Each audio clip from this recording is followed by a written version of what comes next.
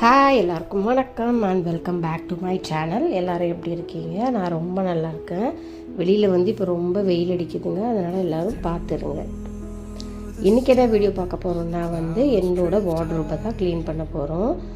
இது என்னோடய வார்ட்ரோப் தான். ஃபுல்லாகவே என்னோடய திங்ஸ் தான் வச்சுருக்கேன். சாரீ, டெய்லி போடுற ட்ரெஸ்ஸு, சல்வார், அப்புறம் நான் யூஸ் பண்ணுற திங்ஸ் அதெல்லாம் வச்சுருக்கேங்க. க்ளீனிங்கிறது ஃபுல்லாக அப்சைட் டவுன்னாக போட்டு க்ளீன் பண்ண போகிறதில்ல. பிகாஸ் ஆல்ரெடி இப்போ தான் சாரீஸ்லாம் க்ளீன் பண்ணி வச்சுருக்கேன். அது க்ளீன் பண்ணி வச்சு 10 வருஷம் ஆனாலும் அது அப்படியே தான் இருக்கும். ஏன்னா சாரீ கட்டினா தானே களையிறதுக்கு, அதனால் அது அப்படியே தான் இருக்க போகுது. கீழே என்னோடய தேவையில்லாத காஸ்மெட்டிக்ஸ்லாம் சேர்த்து வச்சுருக்கோம் பார்த்தீங்களா, அதெல்லாம் எடுத்து தூக்கி போட்டுட்டு தேவையானதை மட்டும்தான் வச்சுக்க போகிறேன். ப்ளஸ் அதுக்கப்புறம் சமையல் வேலை இருக்குது, கொஞ்சம் வீடு க்ளீனிங்லாம் இருக்குது. அதெல்லாம் சேர்த்து இந்த வீடியோவில் பார்க்க போகிறோம். டே இன் மை லைஃப் vlog மாதிரி தான். நாங்கள் வீடியோக்குள்ளே போகலாம்.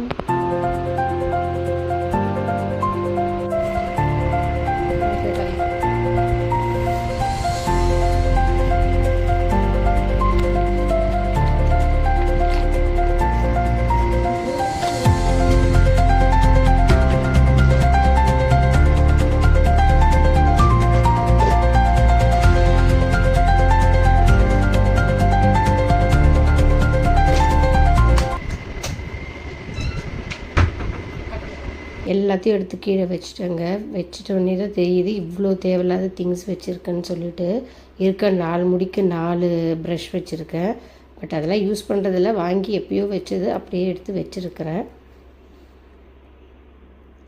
நெயில் பாலிஷ் வாங்கி வச்சுருக்கேன். நெயில் பாலிஷ் வைக்கிறதே இல்லை, ஆனால் இவ்வளோ சேர்த்து வச்சுருக்கேன். ஆக்சுவலாக இதெல்லாம் நான் முதல்ல யூஸ் பண்ணிகிட்டு இருந்தேன். இப்போ யூஸ் பண்ண டைமும் இல்லை, யூஸ் பண்ணுறதும் இல்லை. என் பொண்ணும் நெயிலெலாம் வாங்கி ஒட்டிக்கிறாங்க. ஸோ அதனால் அவங்க நெயில் பாலிஷ் யூஸ் பண்ணுறதில்ல. ஸோ அப்படி தான் சில பொருட்கள்லாம் வீணாக போயிருக்கு. சிலதெல்லாம் நம்ம எடுத்துகிட்டு க்ளீன் பண்ணவே டைம் இருக்காது, அதனால் அப்படியே உள்ளேயே இருக்கும். சிலதெல்லாம் நம்ம வாங்கி வச்சதே மறந்துடுவோம். அப்படியும் சில பொருட்கள் இருக்கும். அப்படி தான் என்கிட்ட நிறைய பொருள் சேர்ந்துருக்கு. இந்த நியூட் லிப்ஸ்டிக் ரொம்ப நல்லாயிருக்கும். ஜூடியோலேருந்து வாங்கினது தான். இதெல்லாம் பழைய காஸ்மெட்டிக்ஸ் திங்ஸுங்க. என் பொண்ணு சின்ன வயசில் நிறைய டான்ஸ்லலாம் பார்ட்டிசிபேட் பண்ணுவாங்க. அப்போது வாங்கின பொருட்கள்லாம் அப்படியே இருக்குது, தூக்கி போடாமல். ஸோ இப்போ எக்ஸ்பைரி டேட் பார்த்துட்டு தூக்கி போட வேண்டியது தான். நான் எப்படின்னா சிலர்லாம் சாரீஸ்லாம் பார்த்தா உடனே அட்மையர் ஆகி வாங்குவாங்க. அந்த ஃபேஸ் காஸ்மெட்டிக்ஸ் அதெல்லாம் வாங்குவாங்க. என்னை பொறுத்த வரைக்கும் என்ன போட்டாலும் ஃபேஸ் மாறாதுன்றது தெரிஞ்சு போயிடுச்சு. ஸோ அதனால் அதிலலாம் நான் பெருசாக இன்வெஸ்ட் பண்ண மாட்டேன். என்னோடய பெரிய மைனஸ் என்னென்னா இந்த ஹேர் தான். யாராச்சும் முடி வளருதுன்னு ஒன்று சொல்லிட்டாங்கன்னா போதும், அது எந்த பிராண்டாக இருந்தாலும் வாங்கி ட்ரை பண்ணுவேன். நிறைய இது மாதிரி வாங்கி ட்ரை பண்ணி நிறைய ஹேர் ஆயில் இருக்குது பாருங்கள். அப்புறம் கொஞ்ச நாள் கழிச்சு தான் தெரிஞ்சது எது போட்டாலும் முடி வளராதுன்றது. ஸோ அதனால் ஹேர் ஆயில் போகிறதே ஸ்டாப் பண்ணிட்டேன். நிறைய லெஃப்ட் ஓவர் இல்லை, காலியான டியூப்ஸு அது மாதிரி கொஞ்சம் கொஞ்சம் இருக்கிறதெல்லாம் இருக்குது. ஸோ அதெல்லாம் எடுத்து போட்டுட்டு எது தேவையோ அதை மட்டும்தான் வச்சுக்க போகிறேன். மீதியெல்லாம் தூக்கி அடிச்சிட போகிறேன். ஒன்று ஃபைனலாக தேவையில்லாதெல்லாம் தூக்கி போட்டு தேவையானதை மட்டும் எடுத்து அரேஞ்ச் பண்ணி வச்சுட்டேங்க. இதை எடுத்து போகிறதுக்கே கிட்டத்தட்ட 2 o'clock கிட்ட ஆகிடுச்சு. இப்போது எல்லாத்தையும் எடுத்து டஸ்ட்பினில் போட்டுட்டு கடகடன் கிச்சனுக்கு போய் லன்ச் ப்ரிப்பேர் பண்ணணும். இது மாதிரி ஏதாச்சும் எக்ஸ்ட்ரா ஒரு வேலை செஞ்சோன்னா கண்டிப்பாக டைம் எக்ஸ்டெண்ட் ஆகும்னு தெரியும். அதனால தான் நான் மார்னிங்கே என்ன பண்ணிவிட்டேன், இன்றைக்கி 1 pot ரெசிபி மாதிரி பிளான் பண்ணிவிட்டு அது பண்ணிடலான்னு. ஏன்னா இந்த வேலையெல்லாம் முடிச்சுட்டு போயிட்டு சாப்பாடு, பொரியல், குழம்பு இதெல்லாம் வச்சோன்னா வேலைக்கு ஆகாது. அதனால் ஈஸியாக குக்கரில் ஏதாச்சும் வச்சு தாளித்து விட்டுட்டோன்னா வேலை ஈஸியாக முடிஞ்சிடும்ன்ற மாதிரி தான் பிளான் பண்ணிவிட்டேன் ஆல்ரெடி. இந்த பாக்ஸ் என்னோடய கோல்டு இயரிங் பாக்ஸ் தாங்க. இதுவும் அது கூட தான் சேர்த்து வச்சுருந்தேன். ஏன்னா நான் ரெகுலராக கம்பல் மட்டும்தான் மாற்றி மாற்றி போடுவேன். அதனால் ஈஸி யூஸாக இருக்கும்னு சொல்லிவிட்டு அது கூட சேர்த்து வச்சுருந்தேன். பட் அந்த குப்பை கூட சேர்த்து வச்சுன்னா ஏதாச்சும் மிஸ் பண்ணிட்டு போகிறோமோன்னு சொல்லிவிட்டு அதெல்லாம் எடுத்து க்ளீன் பண்ணிட்டு பாருங்க. ஃபைனலாக இதை எடுத்து க்ளீன் பண்ணி எடுத்து வச்சேன். அதெல்லாம் எடுத்து வச்சுட்டு கிச்சனுக்கு வரும்போது 2:15 கிட்ட ஆகிடுச்சு. நான் இன்றைக்கி என்ன 1 pot ரெசிபி மாதிரி பண்ண போகிறேன்னா கிச்சடி தான் பண்ண போகிறேன். பட் அதை ரவாவில் பண்ணாமல் குதிரைவாளி ரைஸில் பண்ணலான்னு சொல்லிவிட்டு நான் 1 cup குதிரைவாளி ரைஸ் எடுத்துக்கிட்டேன். அதை கழுவி ஃபஸ்ட்டு ஊற வச்சுட்டேன். இருக்க வேலையெல்லாம் பத்தலன்னு சமைக்கும் போதே கரண்ட்டும் போயிடுச்சு. ஃபர்ஸ்ட் வேலையாக ரைஸை கழுவி ஊற வச்சுட்டேன். அதுக்கப்புறம் வெஜிடபிள்ஸ் எல்லாம் கட் பண்ணி வச்சுட்டு தான் தாளிக்கலான்னு சொல்லிவிட்டு வெஜிடபிள்ஸ் கட் பண்ண ஆரம்பிச்சிட்டேன்.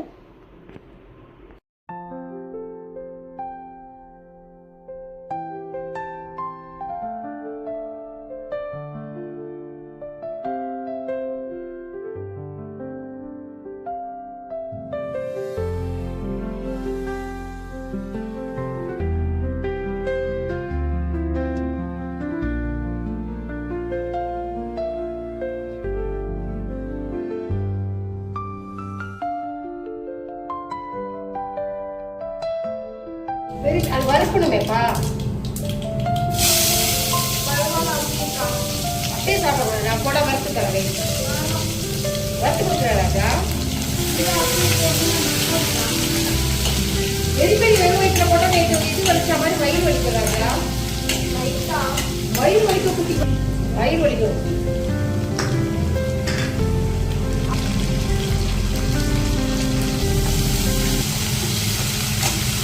எனக்கு வந்து கிச்சடியை வந்து குக்கரில் பண்ணுறதுனால எண்ணெய் கொஞ்சம் ஊற்றிட்டு கடுகு, உளுத்தம்பருப்பு, கடலப்பருப்பு நல்லா பொரி வந்துட்ட பிறகு வெங்காயம் கொஞ்சோண்டு, பச்சை மிளகாய், கருவேப்பிலை, தக்காளி 3த்தையும் போட்டு நல்லா சாட்டே பண்ணிட்டேன். அதுக்கப்புறம் நான் இன்றைக்கி என்ன வெஜிடபிள்ஸ் ஆட் பண்ணியிருக்கேன்னா வந்து கேரட் கொஞ்சம், உருளைக்கிழங்கு கொஞ்சம், பீன்ஸு, அப்புறம் பச்சை பட்டாணி இதுதான் ஆட் பண்ணியிருக்கேன். அதெல்லாம் போட்டுட்டு நல்லா ஒரு 50% அளவுக்கு வேகிற வரைக்கும் வச்சுட்டு ஆல்ரெடி ஊற வச்சுருந்த ரைஸையும் ஆட் பண்ணி நான் இன்றைக்கி வந்து 1 கப் ரைஸ் யூஸ் பண்ணியிருக்கேன் பார்த்தீங்களா. அதனால வந்து 2 கப் தண்ணி ஊற்றிட்டு லோ ஃப்ளேமில் 2 விசில் வச்சு எடுத்துட்டேன். பர்ஃபெக்டாக கிச்சடி ரெடி ஆகிடுச்சு. சட்னி அரைக்கலாம் தான் பிளான் வச்சுருந்தேன். பட் இப்போ தான் கரண்ட் இல்லையோ, ஸோ அதனால் வந்து சட்னி அரைக்காமல் கேர்டே வச்சுட்டு இந்த கிச்சடியை சாப்பிட்டு இன்றைக்கி மேனேஜ் பண்ணிட்டோம்.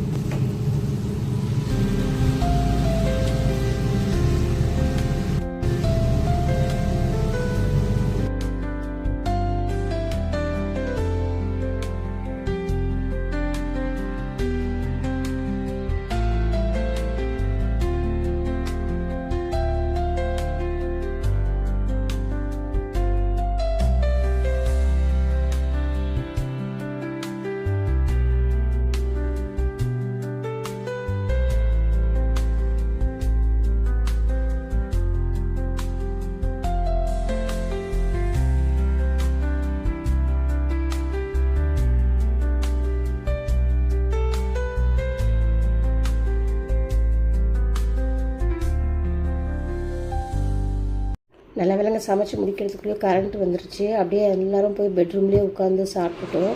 சாப்பிட்டு முடிக்கிறதுக்கிட்டே ஒரு 3:30 கிட்டே ஆகிடுச்சு. அதுக்கப்புறம் கொஞ்சம் நேரம் ரிலாக்ஸ் பண்ணிவிட்டு ஒரு 4 o'clock மேலே தான் வேலை ஆரம்பித்தேன். பிகாஸ் காலையில் இந்த வாட்டர் க்ளீனிங் வைக்கிறதுனால பெருசாக நான் வந்து ரெகுலர் க்ளீனிங்லாம் எதுவும் பண்ணல, வீட்டை கூட பெருக்கல. ஸோ அதனால் சாப்பிட்டு முடிச்சுட்டு ஒரு 1 hour கிட்ட ரெஸ்ட் எடுத்துகிட்டு தான் இந்த வேலையெல்லாம் ஆரம்பித்தேன்.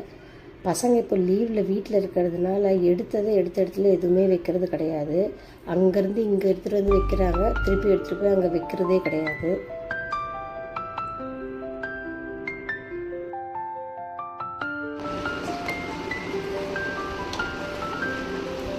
நவுந்து பாப்பா உட்காந்து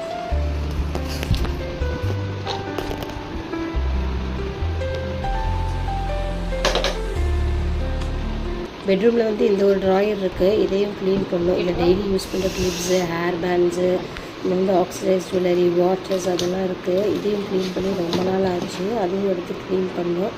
பட் அதுக்கு என்றைக்கு டைம் கிடைக்கும்ன்றது தெரியல.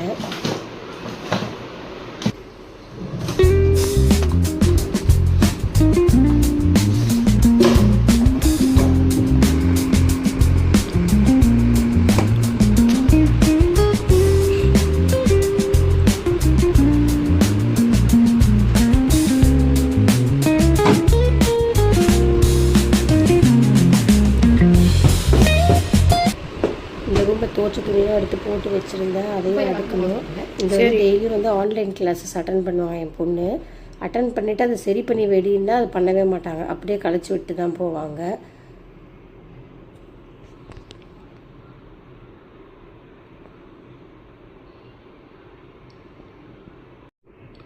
கிச்சன் கவுண்டர் டாப்பில் வந்து போட்டபடியே இருக்குது. ஏண்டி லெஃப்ட் ஓவர்லாம் குப்பையில் போடலன்னு பசங்களை கேட்டதுக்கு வந்து நீங்கள் வந்து டஸ்ட்பின் கவர் போடல மம்மி, அதனால நான் போடலன்னாங்க. காலையில் வேலை பிஸின்னு டஸ்ட்பின் கவர் போட மறந்துட்டுருக்கேன். அதனால லெஃப்ட் ஓவர்லாம் அந்த கவுண்டர் டாப் மேலே வச்சதுனால இரும்பு வந்துட்டுருக்கு. ஒரு வேலை வந்து நம்ம தள்ளி செஞ்சாலோ இல்லை மறந்துட்டாலோ அது பின்னாடி வந்து எவ்வளோ பெரிய வேலையாகிடுது பாருங்கள். இப்போ மேலே கவுண்டர் டாப் ஃபுல்லாக இருந்துச்சு. ஸோ ஃபஸ்ட்டு வேலையாக அது லெஃப்ட் ஓவர்லாம் எடுத்து குப்பையில் போட்டு பாத்திரத்தை தேய்க்கிறதுக்கு போட்டுட்டேன். காலையில் சமைச்சது, இப்போ மதியம் சமைச்சது எல்லாம் ரிமைனிங் இருந்துச்சு கொஞ்சம். அதையும் வந்து எல்லாத்தையும் சின்ன பாத்திரத்தில் மாற்றிட்டு எல்லாத்தையும் வந்து சிங்கில் போட்டேன். ஏன்னா ஒரு ஏரியா பாத்திரம் தேய்ச்சிட்டுனா இதோட ஈவினிங் தான் திருப்பி பாத்திரம் தேவைப்படும், அப்போ ஈஸியாக இருக்கும் இதுக்காக.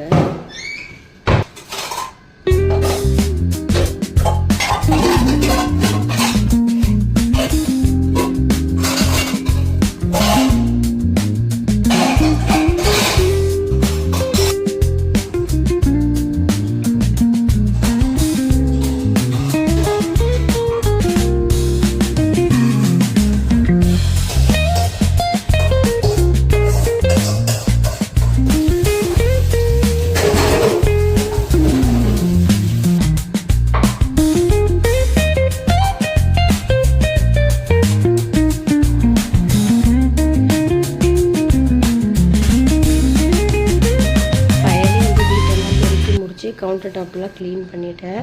பாத்திரத்தையும் எல்லாத்தையும் மாற்றிட்டு சிங்கில் போட்டாச்சு. இப்போதுக்கு பாத்திரம் தேய்க்கிற வேலை மட்டும்தான் இருக்குது. இதை பாத்திரம் தேய்ச்சி முடிச்சுட்டு ஈவினிங் டீ ஸ்நாக்ஸ் ஏதாச்சும் செய்யணும்.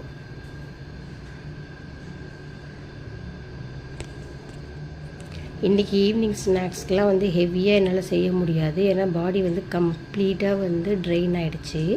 வேலை வந்து மோரார்லெஸ் வந்து டெய்லியும் சேமாக தாங்க இருக்கும். இன்றைக்கி வந்து எக்ஸ்ட்ராவாக அந்த ஸ்மால் கம்பார்ட்மெண்ட் மட்டும் க்ளீன் பண்ணேன், அவ்வளோதான்.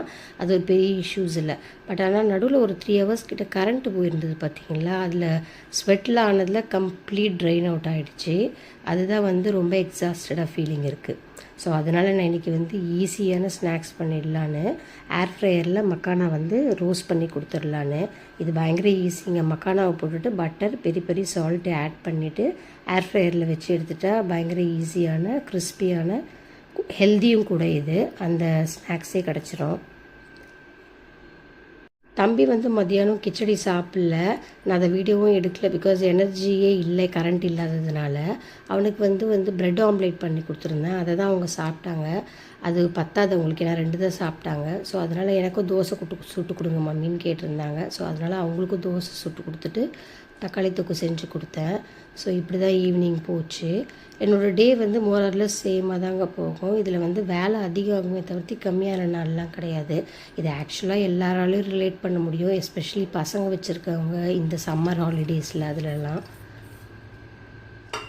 அதனால் அதை வந்து ஒரு கம்ப்ளைண்ட்டாக சொல்ல முடியாது. இதில் இந்த வெயில் அதிகமாக ஹெவியாக போகிறது, இந்த கரண்ட்டு போகிறது, இதனால தான் நம்மளுக்கு கொஞ்சம் ஸ்ட்ரெஸ் ஆகிடும்.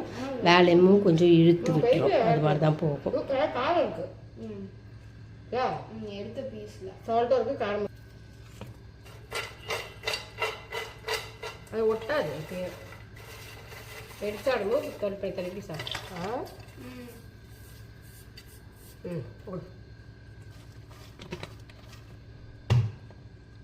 இவ்வளோ நேரம் வீடியோவில் என் கூட ட்ராவல் பண்ணதுக்கு ரொம்ப ரொம்ப நன்றிங்க. இது வரைக்கும் நீங்கள் ட்ராவல் பண்ணியிருந்தீங்கன்னா கண்டிப்பாக இந்த வீடியோ உங்களுக்கு பிடிச்சிருக்கும்னு நினைக்கிறேன்.